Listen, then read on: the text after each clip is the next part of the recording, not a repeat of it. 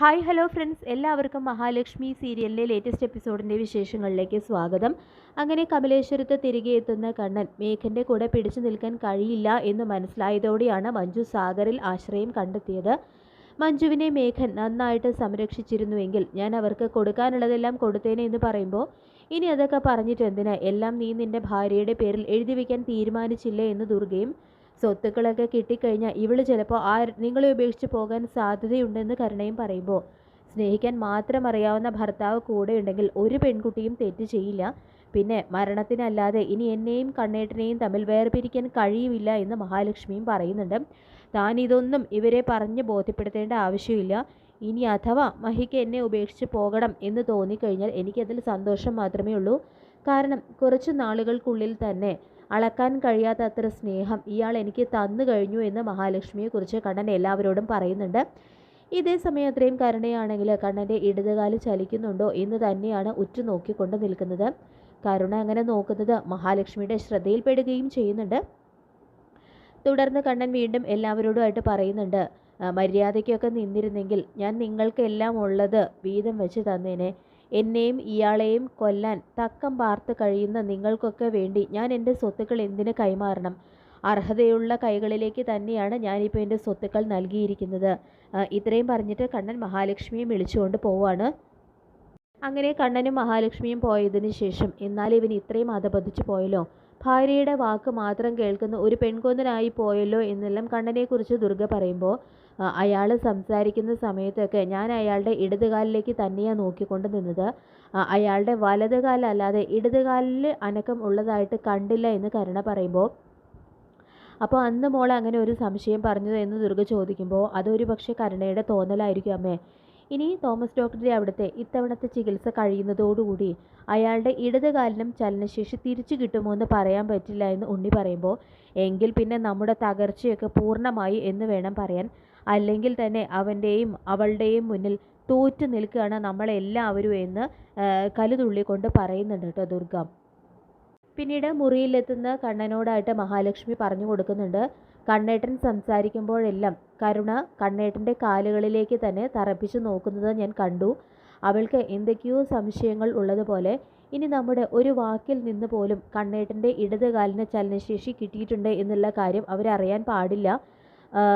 അത് കണ്ണേട്ടൻ പ്രത്യേകം ശ്രദ്ധിക്കണം എന്ന് പറഞ്ഞു കൊടുക്കുമ്പോൾ, അത് മനഃപൂർവ്വമല്ല മഹി, സംസാരത്തിനിടയിൽ അറിയാതെ ഇടതുകാലം അനങ്ങി പോകുന്നതാണ് എന്ന് കണ്ണൻ പറയുമ്പോൾ, എന്നാലും നാളെ നമ്മൾ തോമസ് ഡോക്ടറുടെ വീട്ടിലേക്ക് പോകുമല്ലേ, ഇത്തവണത്തെ ചികിത്സ കൊണ്ട് കണ്ണേട്ടൻ്റെ മുട്ടിന് മുകളിലേക്കും ചലനശേഷി തിരിച്ചു കിട്ടും എന്നാണ് എൻ്റെ മനസ്സ് പറയുന്നത് എന്ന് മഹി വളരെ ആത്മവിശ്വാസത്തോടു കൂടി തന്നെ കണ്ണനോട് പറയുന്നുണ്ട്. ഇതേസമയം സാഗറാണെങ്കിൽ തോമസ് ഡോക്ടറുടെ ഹോസ്പിറ്റലിലേക്ക് ഡ്രൈവിംഗ് ജോലിക്ക് പോകാനായിട്ട് തുടങ്ങുകയാണ്. അപ്പോൾ മഞ്ജു പ്രത്യേകം പറഞ്ഞ് ഓർമ്മിപ്പിക്കുന്നുണ്ട്, മേഘൻ ഒരു വിഷപ്പാമ്പാണ്, അവൻ എന്തു ചെയ്യാനും മടിക്കില്ല.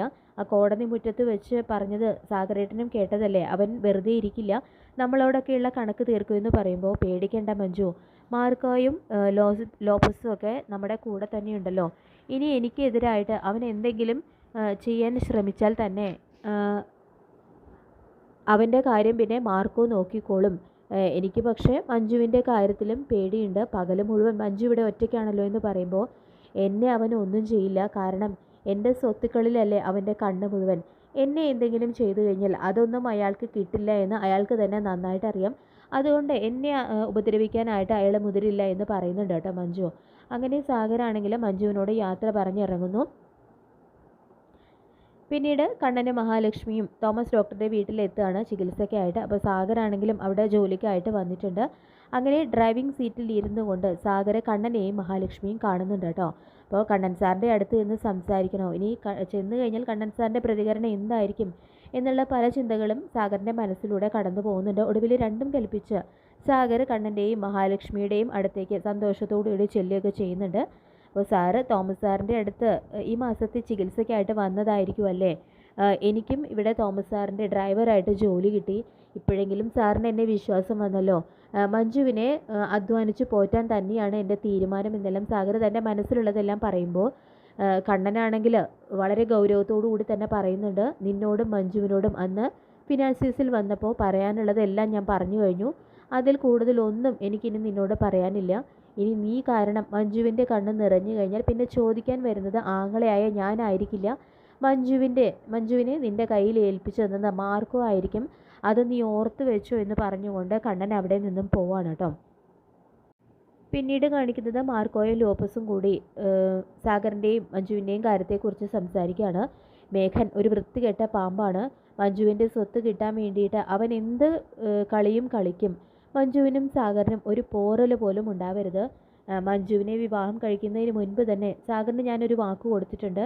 ഏതായാലും നമ്മുടെ ഒരു കണ്ണ് എപ്പോഴും സാഗറിലും മഞ്ജുവിലും ഉണ്ടായിരിക്കണം. അതുമാത്രമല്ല മേഘനയും നമ്മളെ വാച്ച് ചെയ്തുകൊണ്ടിരിക്കണം എന്നെല്ലാം ലോപ്പസിനോടായിട്ട് മാർക്കോ പറഞ്ഞു കൊടുക്കുന്നുണ്ട്. നമ്മുടെ ഫ്രണ്ട്സിനോടും അക്കാര്യം പ്രത്യേകം പറഞ്ഞ് ഓർമ്മിപ്പിക്കണമെന്നും മാർക്കോ പറയുന്നുണ്ട് ലോപ്പസിനോട്. പിന്നീട് മുറിയിലെത്തിയതിന് ശേഷം മഹി കണ്ണനോട് പറയുന്നുണ്ട്, കണ്ണേട്ടൻ എന്തായാലും സാഗറിനോട് അങ്ങനെയൊന്നും തീർത്ത് പറയണ്ടായിരുന്നു. അവൻ മഞ്ജുവിനെ അധ്വാനിച്ച് ജോലി ചെയ്ത് പോറ്റാൻ തന്നെയാണ് തീരുമാനിച്ചിരിക്കുന്നത്. അവൻ്റെ മനസ്സിൽ അങ്ങനെ തന്നെയാണെന്ന് തോന്നുന്നു. അതുകൊണ്ടാണല്ലോ അവനിവിടെ ജോലിക്ക് കയറിയത്. അങ്ങനെ സാഗർ നല്ലവനാണെന്ന് തെളിഞ്ഞു കഴിഞ്ഞാൽ കണ്ണേട്ടൻ മഞ്ജുവിന് കൊടുക്കാനുള്ളതൊക്കെ കൊടുക്കണം. ഇനി അവൾ കഷ്ടപ്പെടാൻ പാടില്ല എന്നെല്ലാം മഹാലക്ഷ്മി പറയുമ്പോൾ അത് താൻ പ്രത്യേകം പറയേണ്ട കാര്യമുണ്ടോ മഹി? ഏതായാലും കുറച്ച് ദിവസം നമ്മളിവിടെ ഉണ്ടല്ലോ, അതിനിടയിൽ സാഗറിനെ നമ്മൾ അടുത്തെറിയും, എന്നിട്ട് ബാക്കി നമുക്ക് തീരുമാനിക്കാം. എന്തായാലും അധികം നാൾ മഞ്ജു സാഗറിനോടൊപ്പം പോവില്ല എന്ന് എൻ്റെ മനസ്സിലിരുന്ന് ആരോ പറയുന്നത് പോലെ എന്ന് പറയുന്നുണ്ട് കേട്ടോ കണ്ണൻ. ഏതായാലും കണ്ണനും മഹാലക്ഷ്മിയും തോമസ് ഡോക്ടറുടെ വീട്ടിൽ കഴിയുന്ന ആ ദിവസങ്ങളിൽ തന്നെ സാഗറിനെ കുറിച്ചുള്ള യഥാർത്ഥ കാര്യങ്ങൾ അവർക്ക് ബോധ്യപ്പെടും എന്നുള്ള കാര്യം ഉറപ്പാണ്. അയാളുടെ ഉള്ളിലിരിപ്പ് എന്താണ്, യഥാർത്ഥത്തിൽ അവൻ നല്ലവനായിട്ടുണ്ടോ അതോ മറ്റെന്തെങ്കിലും ഉദ്ദേശം വെച്ചുകൊണ്ടാണോ അയാൾ മഞ്ജുവിൻ്റെ ജീവിതത്തിലേക്ക് കടന്നു കയറിയത് എന്നുള്ള കാര്യങ്ങളെല്ലാം കണ്ണനും മഹാലക്ഷ്മിക്കും മനസ്സിലാകും എന്നുള്ള കാര്യം ഉറപ്പാണ്. അങ്ങനെ മഹാലക്ഷ്മി സീരിയലിൻ്റെ വരാൻ പോകുന്ന ത്രില്ലിംഗ് ആയിട്ടുള്ള എപ്പിസോഡിനായിട്ട് നമുക്ക് കാത്തിരിക്കാം. ഈ റിവ്യൂ ഇഷ്ടപ്പെട്ടെങ്കിൽ ലൈക്ക് ചെയ്യുക, ചാനൽ കൂടി ഒന്ന് സബ്സ്ക്രൈബ് ചെയ്ത് സപ്പോർട്ട് ചെയ്യുക. താങ്ക്